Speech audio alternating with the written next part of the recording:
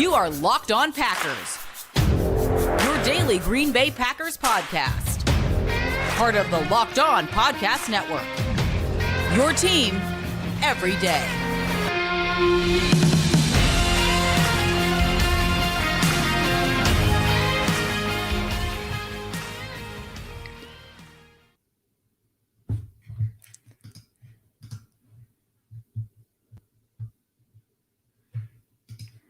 You are Locked On Packers, part of the Locked On Podcast Network, your team every day. I'm Peter Bukowski, and I cover the Packers for The Leap, a newsletter I would love for you to subscribe to. You can follow me on Twitter, Peter_Bukowski. Follow the podcast on Twitter at Locked On Packers. Like us on Facebook. Subscribe to the podcast, iTunes, Spotify, Google Podcasts, wherever you find podcasts, you will find Locked On Packers, the #1 Packers podcast on the internet, and the show for fans who know what happened. They want to know why and how. Today on the show, we get you set for Packers and the Bears on Sunday Night Football, a rivalry spot with a lot on the line for both teams as the Bears try and keep on track. I don't know if on track after what happened in week 1 in a monsoon, but if they were to win this game, it would be enormous for their season. And if the Packers were to lose it on the flip side, and I think that's the way that we have to frame this, it would be a bright, blinking red light. It would be an emergency if that is actually how this all went down. Today's episode brought to you by our friends at BetOnline, your #1 source for all of your pro and college football betting needs. They do all the sports, but we're in college football and pro football season. BetOnline, where the game starts. All right. So, some updates to start you off with on the injury front. Elgton Jenkins practiced in full on Friday. Whether or not he plays on Sunday, we'll get to the impact of that in a second. But Matt LaFleur talks often about players having to prove it. Players having to prove that they are ready to go.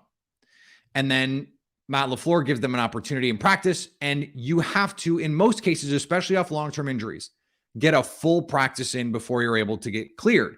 If you're a starter and you have a week or 2 weeks, then I think, those shorter-term injuries, then I think you can get away with, the more limited practice reps and be limited all week and still have a chance to play.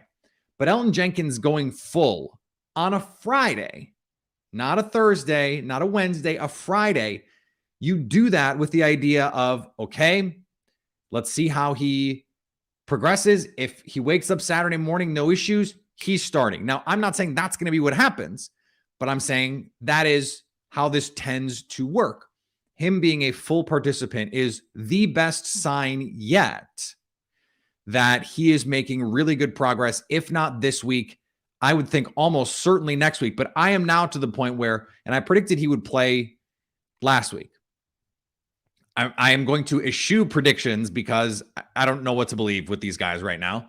But I would think it is even more likely that he plays this week. I'm more confident in believing he will play this week. And I would say it is to the point now that if he doesn't play, like I wasn't surprised when we got the report from Tom Pelissero that he wasn't going to play. I would be surprised if we got the Sunday morning or Sunday afternoon report from Tom Pelissero or Ian Rappaport or whoever that he's not going to play. I think that's where we are with Elgton Jenkins. That's a really good place to be. It's hard to know what Allen Lazard needs and doesn't need. I would think he could go and be limited all week and end up playing. We were told by Matt LaFleur that David Bakhtiari was getting 11 on 11 team reps, but has still not gotten through a full practice. This is coming in the same week when we found out he's not going to practice 3 days in a row, even when he's back there out on the field, that is not a requirement for him to get back out on the field. That doesn't give you the most confidence in his physical health. It seems like they're going to really push him this season and then see where they stand. And this might be, I hate to do this so early in the season, but this might be his last year as a Green Bay Packer, depending on how this all goes. If he can't prove he can stay healthy at a certain point with the money, like there may just have to be, that just may have to be what it is. And that would be brutal. for a million different reasons. He's one of the most beloved players on this team, both as a teammate and by fans. We do expect he will come back this season at some point.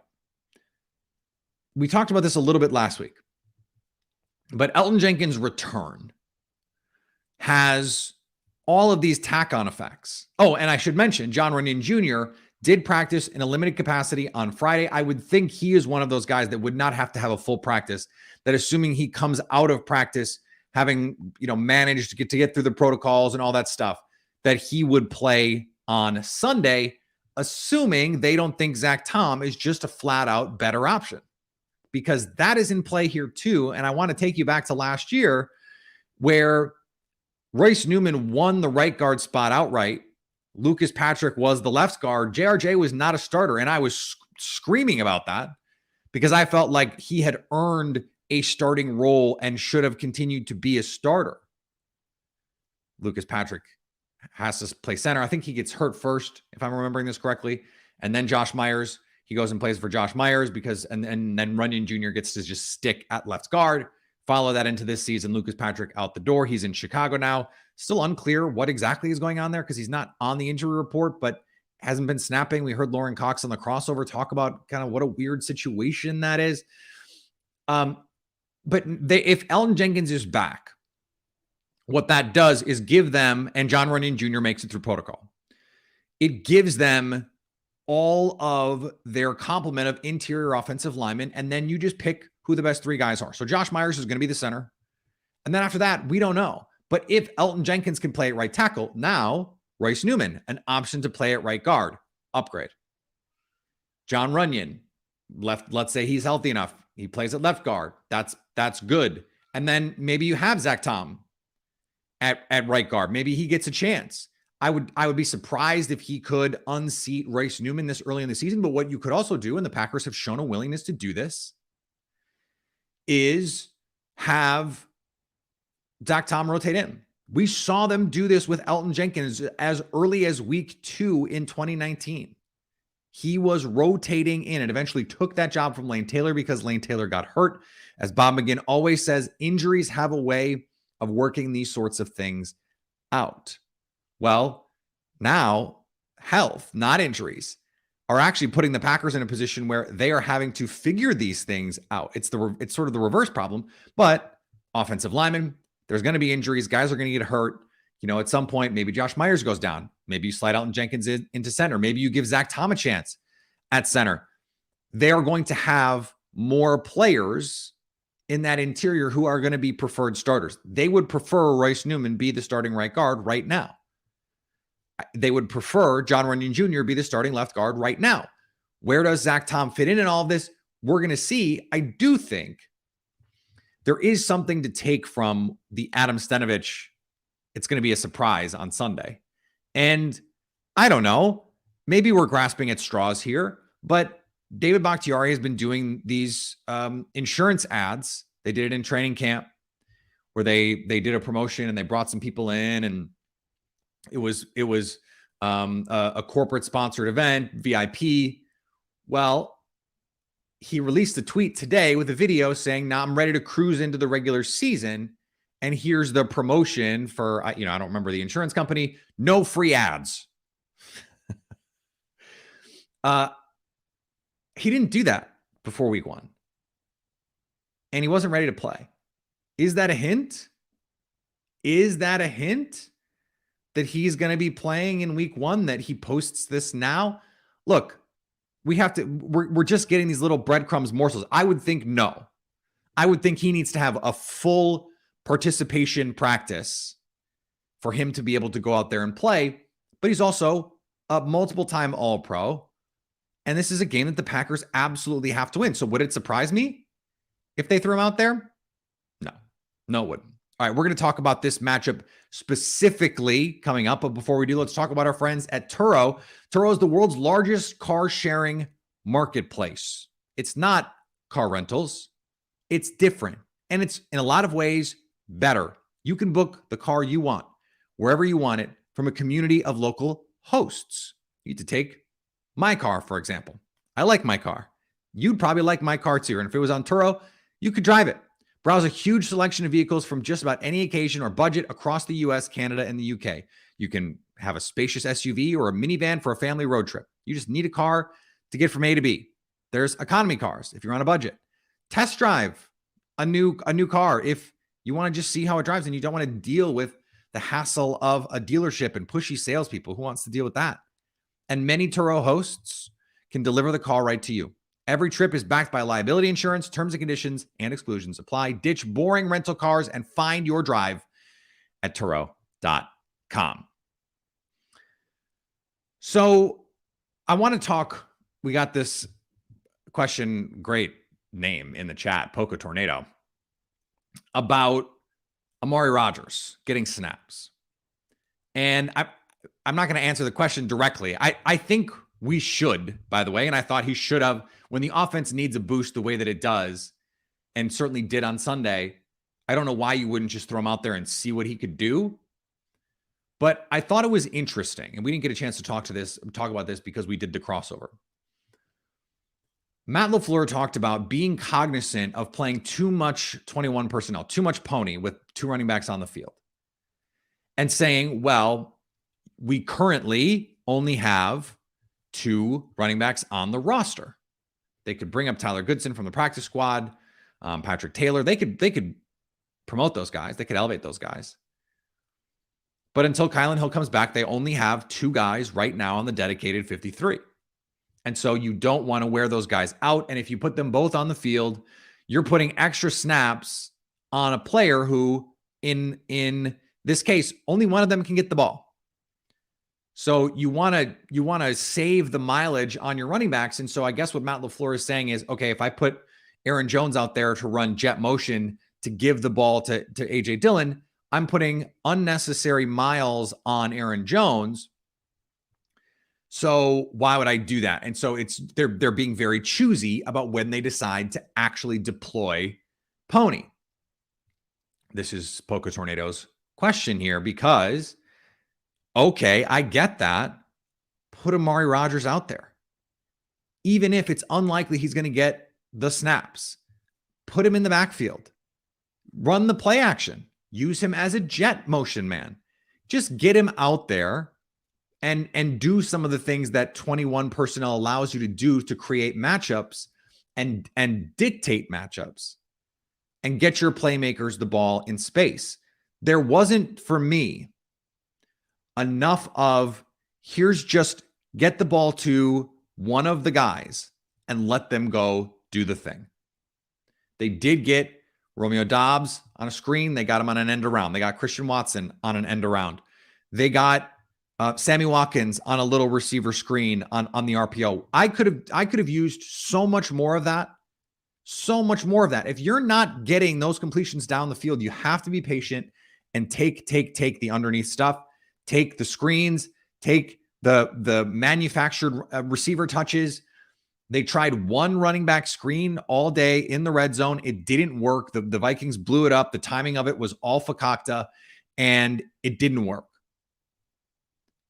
If your offense is having these sort of mechanical issues, then get a player on the field and get your playmakers the ball in simple ways, in ways that doesn't require Aaron Rodgers to read left to right and 1 to 2 to 3 and have your protection hold up. These are less of a problem if, number one, Allen Lazard is out there, and number two, Elgton Jenkins is out there, because you're going to get better pass protection. Now, pass protection, in my opinion, not the problem, though pressure was a problem.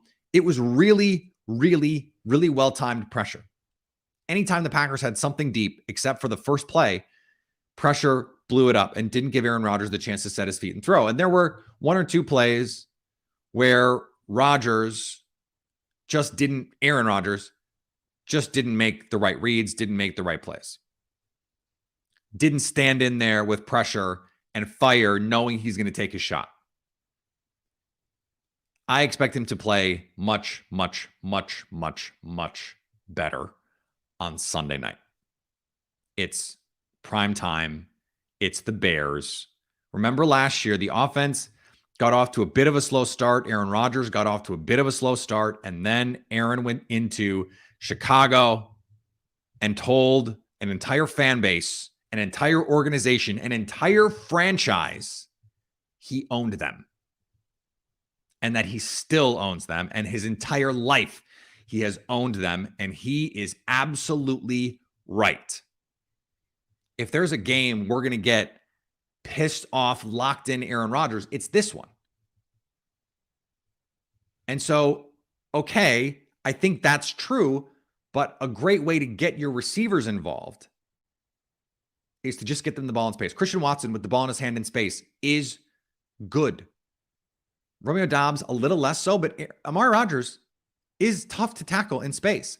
It's why I liked seeing A.J. Dillon and Aaron Jones out there as receivers. I think there are more manufactured touches to be gotten, to be given, to be received by Aaron Jones.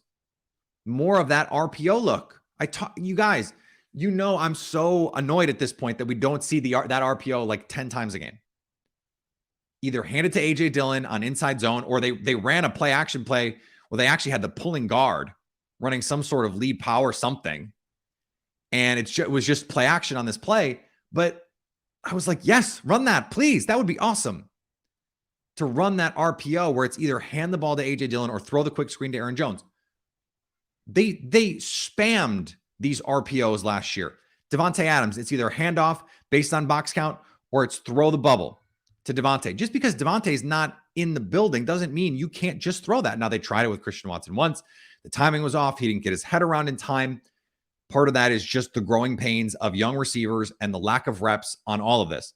But they can do it. And I was watching some Allen Lazard this morning because I made some waves last night when I was just sort of like, without Keenan Allen, I don't think this Chargers pass catching group is really that much better than what Green Bay has. Now, Keenan Allen is a Pro Bowl receiver, and like that's a big difference to say, okay, well, if they don't have their best receiver, because I think Mike Williams is a little overrated, and the rest of that group is just guys. And Austin Eckler is a nice player. I think Aaron Jones is flat out better, and they have A.J. Dillon. I think Big Bob Tonyan is definitely better than Gerald Everett. I don't think he would dog it in the end zone, but I don't blame Everett for that. He was tired. He was asking out of the game, and they went tempo. But Aaron Rodgers, by the way, would notice that and say, "Now we're not running that play. My guy's gassed." Allen Lazard, I was watching some of Allen Lazard because I wanted to I'm like, people are sleeping on this guy. People are sleeping on this guy. He's going to have a monster season if he can stay healthy. And so I put together a little group of cut-ups of what he can do. And what he did so well, and by the way, he beat the Bears on this a bunch. Put him out in the slot and let him go to work. Slot fades, slants. They threw slants to him a ton. Third down, red zone. Put him in the slot. It's a slant. Big body. He's 6'5". He's 225. He's big. He's strong. He can go up and get it. He's basically a move tight end. Aaron Rodgers called him one of the best slot receivers in the league. He's going to be in the slot a lot. And it's great if you have Romeo Doubs and Christian Watson out there too, because of their speed element getting vertical. And now if you're the safeties, you're worried about the perimeters. You throw transition goes on the outside. Now you've got Allen Lazard in the slot. He can work the middle of the field. Plus he can push the ball vertically. Slot fades, sail, all kinds of stuff. And let him go win 50-50 balls. He can be such a difference maker in this offense. Now, is he going to play? We don't know. We don't know. I think there's a good chance he plays, but when he was asked last week what it's going to take for him to play, he said pray. Okay. We're still not totally clear what the injury was. He seems to be moving, by all accounts, seems to be moving fine. I was talking to another Packers media person who was like, I wonder if he had like stitches. He got stepped on, ankle gets ripped up and, you've got stitches. And so they're trying to be careful with that. Like this is, speculation, but that would follow that. Okay. He can still run and do everything fine. But that if it were to get hit, you break the stitches, it could be really bad, whatever. We don't know what the situation is. So it's hard to project if he's going to be out there. I think even without him, they can get after this Bears defense, but the Bears defense performed better than I thought it would last week. Part of that is Trey Lance didn't look great. Part of that is it was a monsoon. Part of that is the interior of that 49ers line is real bad. I mean, it's Trent Williams and 4 guys. And I think even as bad as Jake Hansen was last week in pass protection, he was pretty good in the run game. Rice Newman, if he slides in there at right guard, they're not going to be able to get after the Packers the same way that they got after Trey Lance. And Trey Lance is not Aaron Rodgers in terms of his ability to process, to read defenses, to anticipate matchups, and get the ball out. Plus, we don't expect this game to be played in a monsoon. The flip side is also true that the interior of the Chicago Bears offensive line is a problem. They gave up a pressure rate over 40% last week to the 49ers. A lot of holding the ball from Justin Fields, which has been an issue for him going back to high school. And there's going to be time for this pass rush.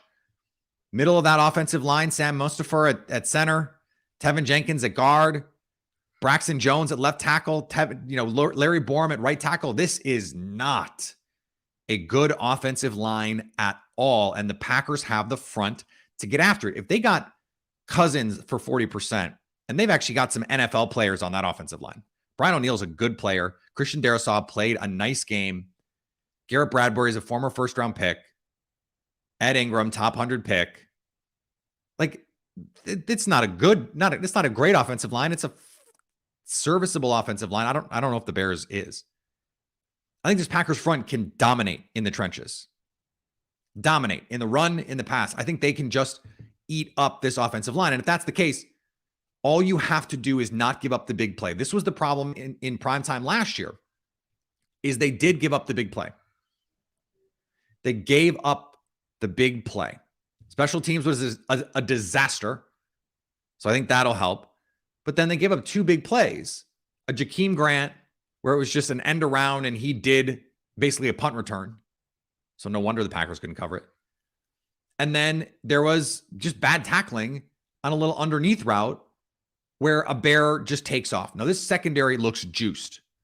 Jair Alexander saying, success for us is a shutout. We want to shut these boys out. He also had a great line about, I always think about when times are tough, things could be worse. I could be a Bears fan, which is just chef's kiss. Perfect. And he wants everyone to be drunk, drinking all day. They want loud. They want fans loud. He said he wants it to be lit. So everyone, please go do your part as responsibly as you can manage it, please. And I think this is a bounce back spot for the Packers, because if it's not, it can get ugly. It can get ugly fast. It can get late early on the 2022 season. All right, before we finish up here, let's talk about our friends at BetOnline. You've heard me talk often about BetOnline, right? And that's because they're long time. They're good friends of the Locked On Packers podcast, of the Locked On Podcast Network. So if you're not already betting at BetOnline, why not? This is your continued source for all of your sports wagering info, including live betting, esports, and scores, the fastest and easiest way to check in on all your favorite sports events, including baseball, boxing, golf, MMA. NBA's right around the corner. Head to the website or use your mobile device to learn more about the trends and action. BetOnline, where the game starts. Okay. I mentioned this on Twitter. I have this model that I use, and it's a wisdom of crowds model. It's a point-based model, and it's like ESPN's FPI in that it determines how much difference are there between teams based on points. So how many points would you be favored on a neutral field? How many points better would you be? And my model has this game on a neutral field at a little over 9. So that means with home field, it's over 11. And I think if we get game time, it's 10 right now on BetOnline. If we get to game time and we find out Elgton Jenkins and Allen Lazard plays, I think that line goes up. And I think like last week, if we hear they're both out, that line falls to like a touchdown. I like the Packers either way. This defense is going to come out with a different kind of attitude. They got punched in the mouth. Let's see them respond. And I think defensively, you look at the big games last year, they had great plans and they played with their hair on fire. They played with good communication, good discipline. I think that's what we're going to see in this game. I think they're going to make Justin Fields beat them. I think, frankly, the plan is not going to be that different. It's going to be a lot of quarters. They're going to mix fronts. They're going to mix coverages. They're going to spin safeties. They're going to rush 4, and they're going to say, Justin Fields, we dare you to beat us. And if he can, you tip your hat. Now, you hope that if he starts doing it, that they can make more adjustments than they did this last time. But frankly, week 1, the problem, again, was not that, oh, this isn't working because the plan is bad. This isn't working because guys don't know where to be. They're not communicating. As long as you do your job, you beat the Bears. So I said this on Thursday. I'm still in that sort of 24. I think it's more like 24-13 now. I do think they can get to more points than that, but without knowing Allen Lazard's status, I think the ceiling on this team right now is in that like 24 without Lazard on the field and with these rookies where they are and with this offensive line where it is. Once everyone gets healthy, yeah, they're going to be able to score 30 plus in these games. Are they going to do it consistently? Probably not. But I also think defensively, for as bad a game as they played at times, for as bad as the bad was, for as bad as the lows were, they only gave up 23 points. They were really good on third down. They were really good in the red zone. So with the one exception on that first drive where they miscommunicated on the Justin Jefferson jet motion. So the Bears are going to stress them and prove that they've fixed those things. But they can do it. We know that they have the talent to be dominant. So I don't think, 19 in a monsoon, one was off a crazy play by Justin Fields. Contain him in the pocket, make him read out defenses, and he's going to throw you some like he did last year. And that was how the Packers got back in that game. Don't give up the explosives like the Packers did in that game. I think the defense is going to have something to prove in this game, and the offense is going to be good enough. 24-13, Packers win, Packers cover, and we get to spend one less week worrying about what comes next for the Green Bay Packers. All right, follow me on Twitter, Peter_Bukowski. Follow the podcast on Twitter at Locked On Packers. Like us on Facebook. Subscribe to the podcast, iTunes, Spotify, Google Podcasts, wherever you find podcasts, you will find Locked On Packers. And anytime you want to hit us up on the Locked On Packers fan hotline, you can do that, 920-341-3775 to stay Locked On Packers.